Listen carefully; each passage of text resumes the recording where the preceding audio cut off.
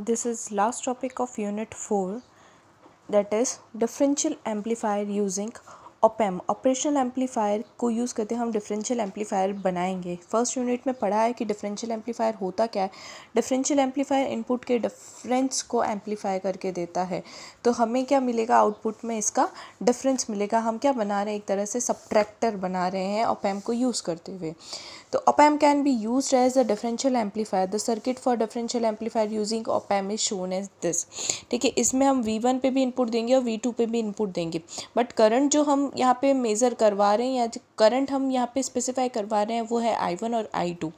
ठीक है, तो एक करंट है इस R1 के थ्रू पास होती है और एक करंट जो फीडबैक के थ्रू पास हो रही है वो वाली करंट।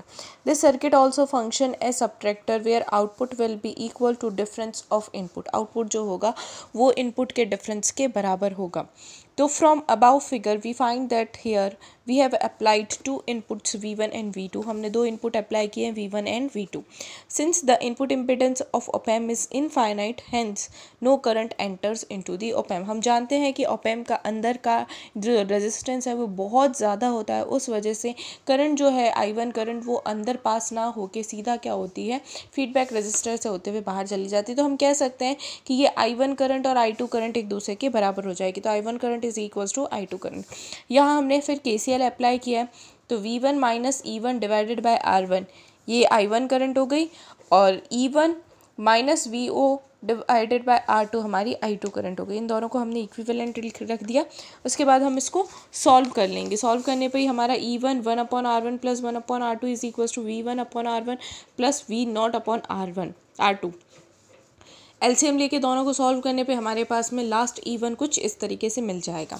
ठीक है, फिर हम यहाँ पे E2 फाइंड करेंगे। E2 हमारे पास में क्या हो जाएगा, एक तरह से देखा जाए तो ये कंप्लीट दो रेजिस्टेंस है और E2 जो है वो इसके अक्रॉस का वोल्टेज है। तो वोल्टेज डिवाइडर रूल लगा देंगे, जिसमें हमारे पास कंप्लीट वोल्टेज V2 है, रेजिस्टेंस R2 है और बाकी दोनों रेजिस्टेंस R1 प्लस R2 है। तो वोल्टेज डिवाइडर रूल के अक्रॉस अकॉर्डिंग E2 हमारे पास में हो जाएगा V2 multiplied by R2 divided by R1 plus R2।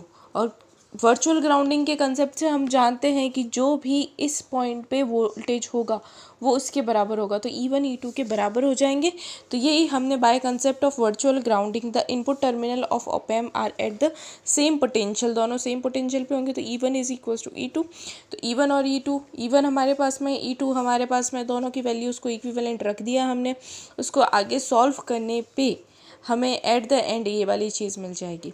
ठीक है, R1 plus R2 cancel out हो जाएंगे दोनों तरफ से, R2 इस तरफ आ जाएगा, तो R1 VO यहाँ बचेगा V2 R2 minus V1 R2, ये वाली चीज़ आ जाएगी। फिर R1 को हम डिवाइड करवा देंगे तो हमारे पास में आउटपुट वोल्टेज आ जाएगा R2/R1 V2 माइनस V1।